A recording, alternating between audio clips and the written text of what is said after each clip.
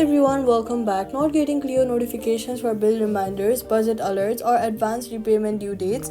Here's exactly where to turn them back on.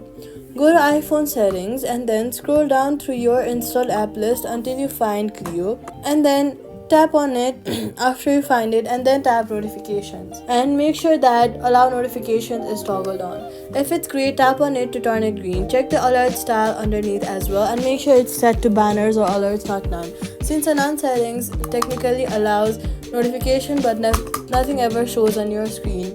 Turn on sounds and badges as well. Now scroll back to the top of your settings or directly search for focus. Go through each focus mode you use. Sleep, do not disturb, personal, work. Tap apps under each one and then make sure Cleo isn't in the silenced app list. Messing up repayment due date reminders specifically can lead to a missed payment, so getting these notifications working properly is worth the extra minute. So all you've got to do is go to settings, Cleo, allow notifications on, set styles to banners, and focus modes check. Push alerts will come through, and that's it. Subscribe.